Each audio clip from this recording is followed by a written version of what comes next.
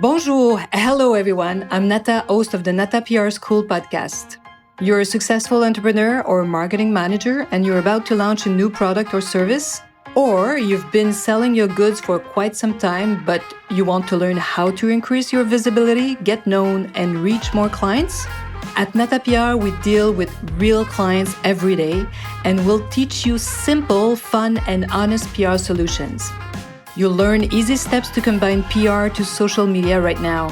Keep listening and let's get started.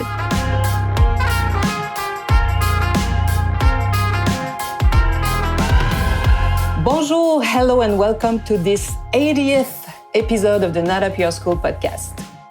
For our 80th episode, I'm again so excited to receive Andy Thê-Anh.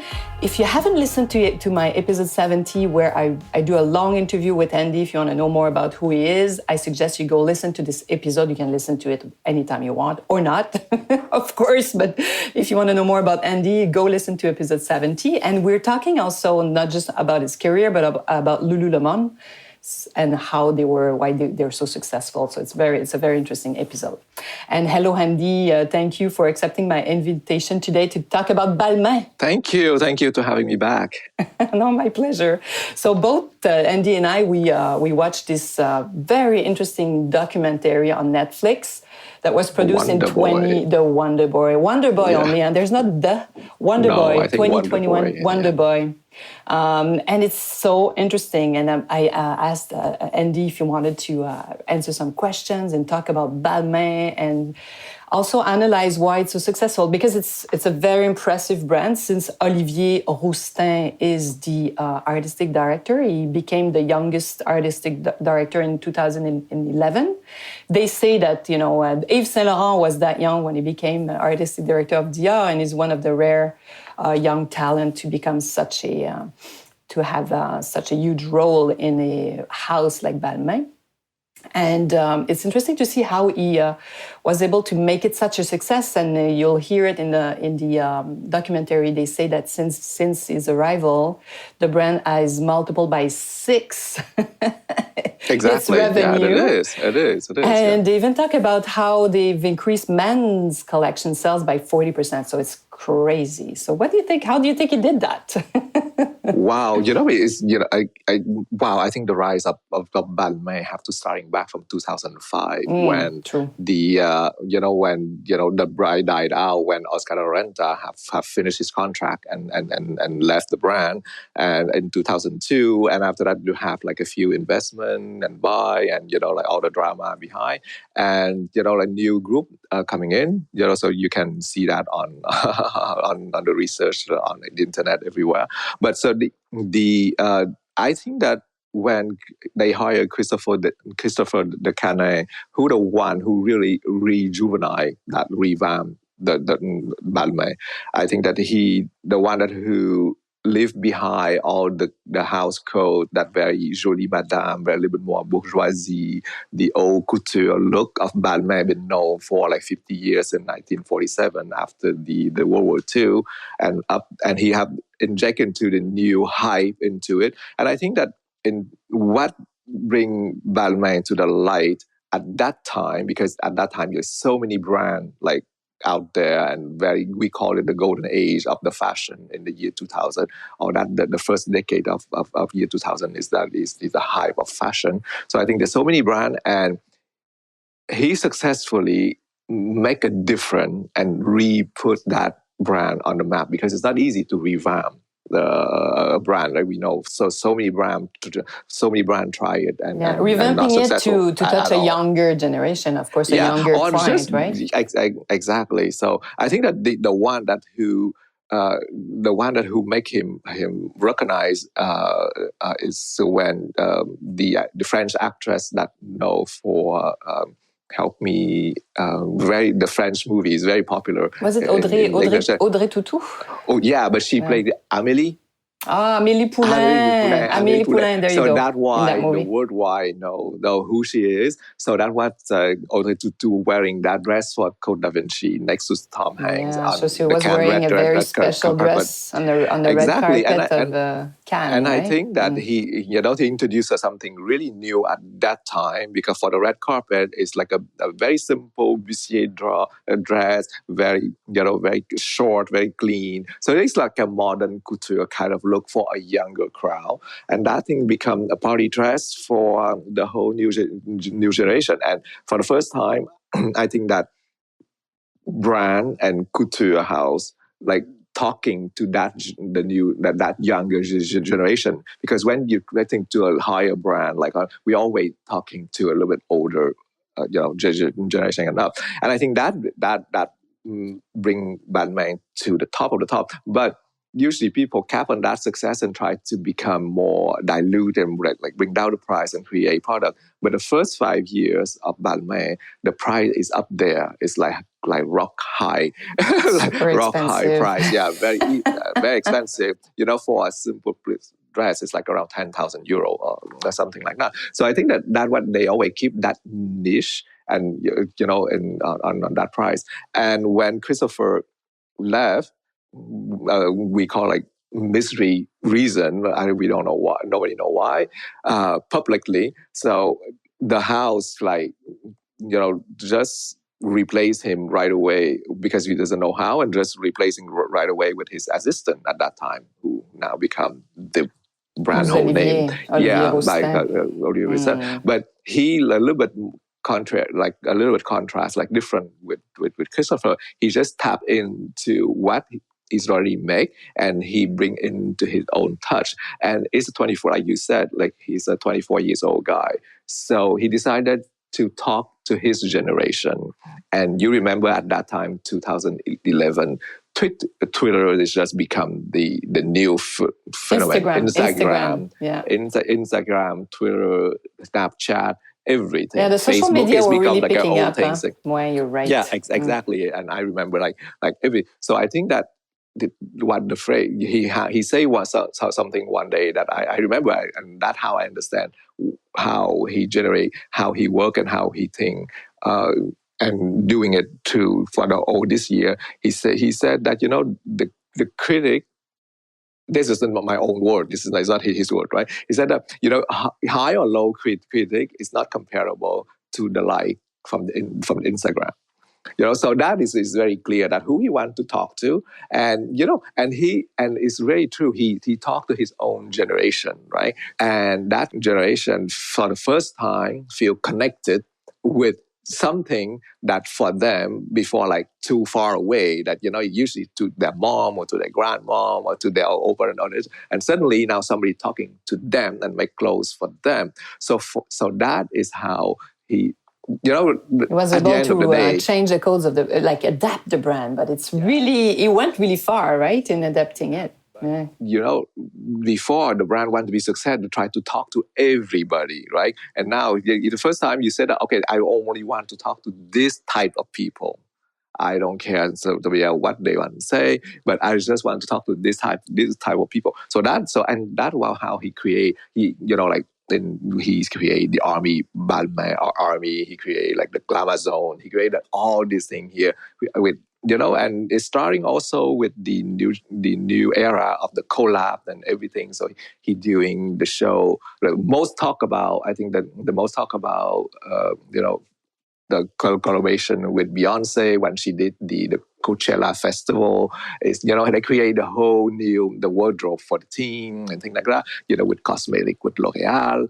I think that he talking to another generation, and I don't know, it's like we said, it's like the opportunity that he tapped on, or it's really in him, but he talked to a lot of diverse people. So I think that when he create, he his collaboration with L'Oreal, he said, I want to design a lipstick and create a lipstick for every shade of the skin. That's interesting because it's, as you said, and also it's probably the first time that a French brand like this, like so mythical, gives the chance and gives the reins to a color person, because his origins are Africans, and this is also something very new. After you have Virgo Abloh coming in and things like that, yeah. But I think, you know what? Recently he's celebrating his 10 years at that Balmain. And my God, he has a big follower that maybe no designer, no creator who has that big, right? Because he has his own Instagram, and Balmain have their own Instagram. Oh yeah, he's a star in himself. And he's so beautiful. We didn't talk about it in the French podcast, but he's amazing, this young man. Exactly. Wow. And in the introduction, I think in September last year, I think 2021, I think that he opened a show with 4,000 tickets sold in the arena, like 1,000 guests, and Beyonce opened the video like praising him like the champion of the diversity. So the inclusive. So I think that, it's help, So I think that he really talked the language, and he really connected who's spending money and who following him today. So I think that's what the success. That's very smart. Yeah, it's funny because in the movie, if you watch the documentary on Netflix, is really looking for his origins, because he was adopted. He was a young baby, and he doesn't know anything about his mother and father. But this is interesting because now he's like promoting this inclusiveness, diversity, not knowing from where he's coming. Maybe this is why he has this quest and he wants to know where he's coming from, probably.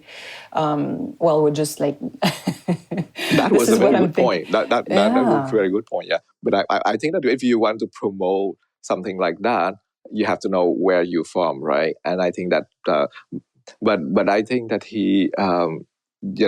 I understand his quest. I understand why he doing it, and I think it making more for himself. But I think that his message of today, I think that he lived his generation. Like, he exposed himself out there like everybody else, like all the celebrity in that generation does, right? So that's so I think people want to know who you are, and exactly, it's and very people different feel people connecting. That's why sometimes I think that the mistake of the brand is something the brand that they hide the creator behind their collections, and they should not do that. It's such an advantage. You see the power of showing the person behind the brand. It's crazy, huh? That's but you see, point. when they bring in when I listened to an interview with the CEO of Balmain at that time, and he said that, you know what, I when I was looking at Olivier Rousteing follower, and it's bigger than what we can afford to reach these people, like bigger than how we can answer the need for these people. So how to translate it? So that's why he started what he called it, the communication in-house. So they usually, all this brand, all this how usually have the marketing outside, like the marketing team is outside, PR is outside, some of the outside, like extra. The communication is, and he said that the communication have to be inside. And for the first time, the one who usually do the communication is the creator himself, not the marketing team. The communication team is there to support him, but so I think he become like a spokesperson for Balmain. So I think that people want to relate. He relate to somebody, something from an image. I think that nobody relate to just a name or a logo or a brand. That's why all the brand who has a big success is always have a face behind it. Karl Lagerfeld for Chanel, like Gucci have the and Alessandro Michele, like Tom Ford behind Gucci also for so many years. So you know who they are. And if you don't know who the designer is, it's very hard to connect with the brand, right? Because it's just become like a regular generic brand like everything else.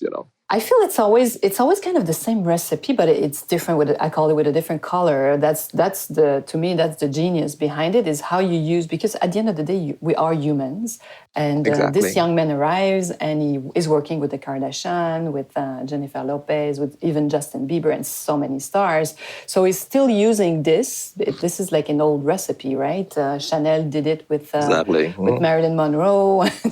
This is not something new. It's just the way they do it and how they present it that has a different, it's kind of a new, it's an old recipe but with a new flavor, let's say. Exactly. But like you said, I think that at the end of the day, you have to be authentic.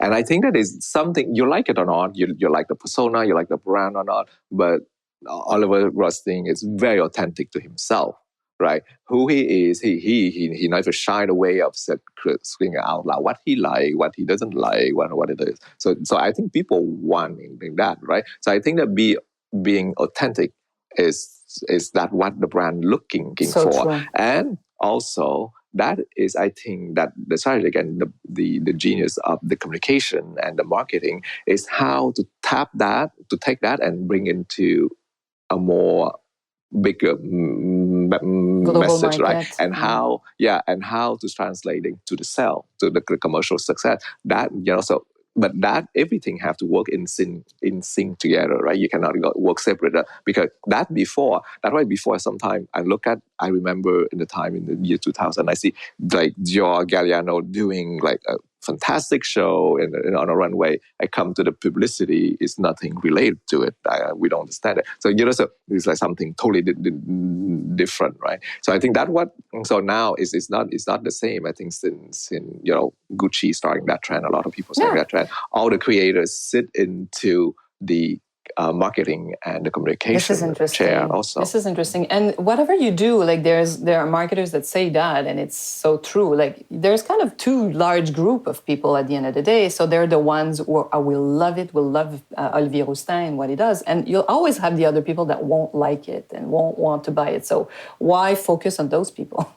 Focus on the first group, right? Yeah, that is the we see that but you see that what it is again. Like I said, the fashion is the reflection of the society, like the mirror of the society. So that what happened in the society. So that what happened with fashion either. Now today, you try to keep and you try to please your lawyer, your customer base, your audience.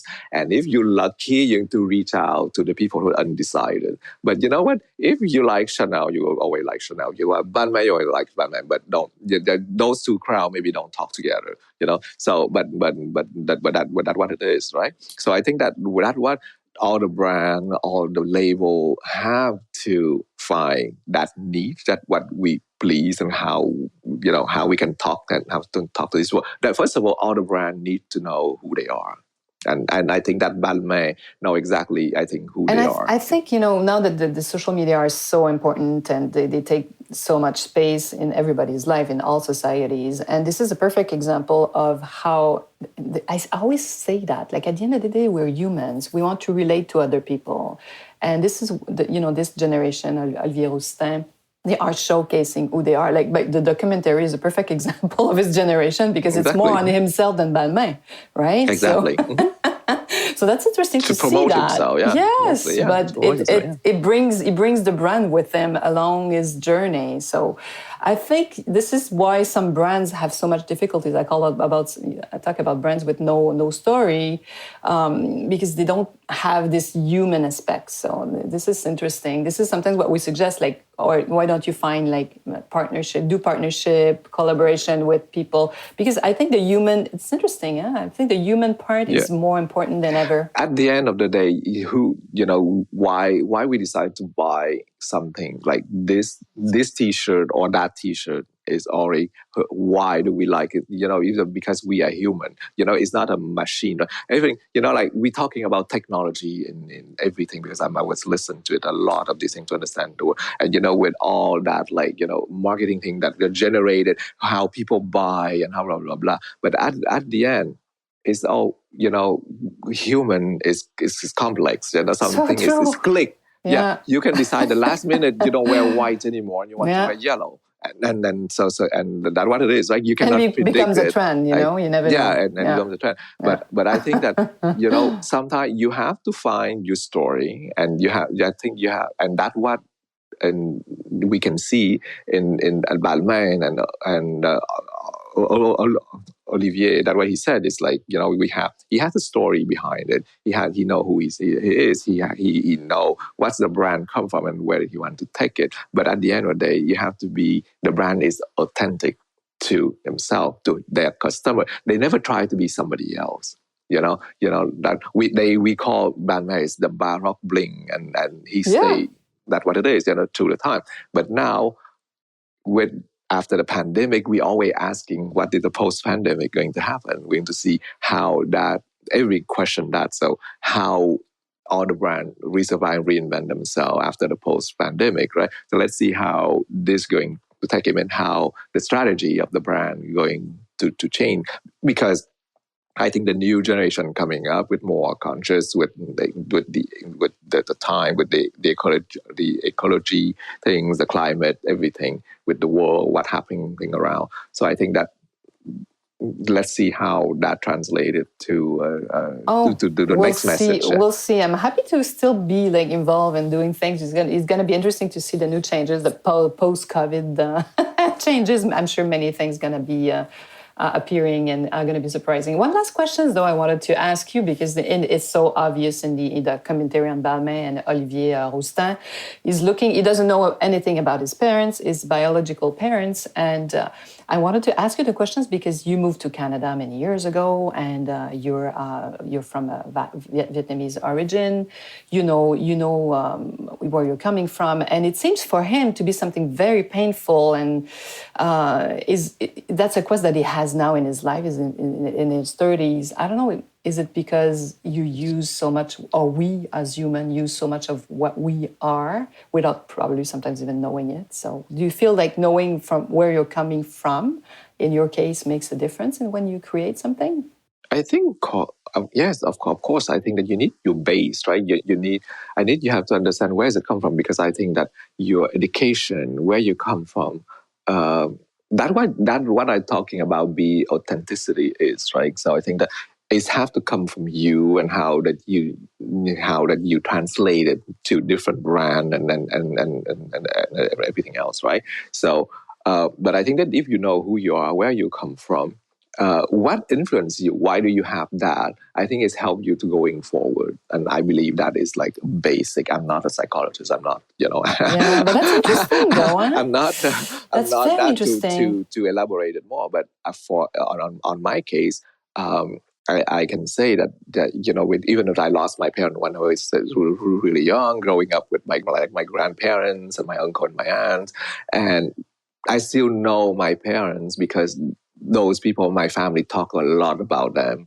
and they have picture and everything, so I know who they are. So I think that is of course, when sometimes you don't know it, but when you look back, you said, "Oh, I reacted because of this, and I doing it because of that."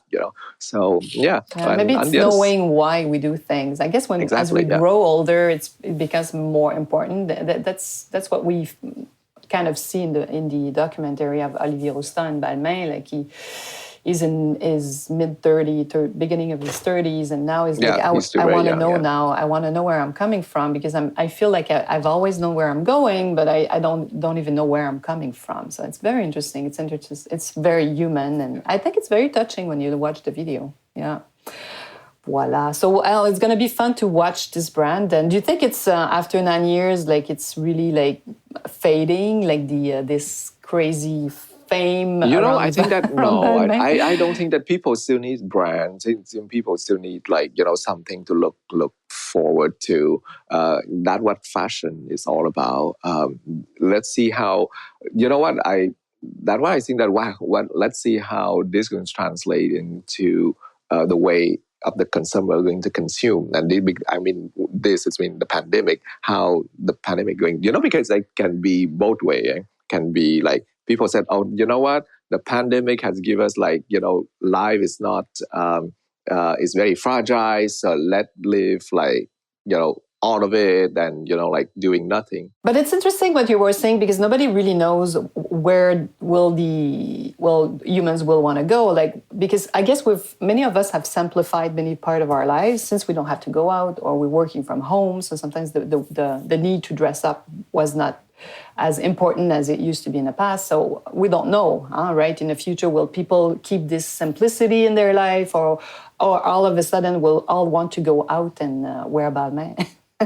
Yeah, that's what I said. Like you have, I remember like all the people who predicting what's going to happen based on how human react and things like that. I think that, but the thing is not clear, because the beginning we were said like, what, after the pandemic, people were so, it's like confined, it's so restricting, like they don't allow not to do. They may decide that, what, life is fragile, so just go all the way and just spend our money, do what you want, blah blah blah. And maybe the other ones, they said, oh my God, we have to save because things like that will happen again. So we have to be faithful. So,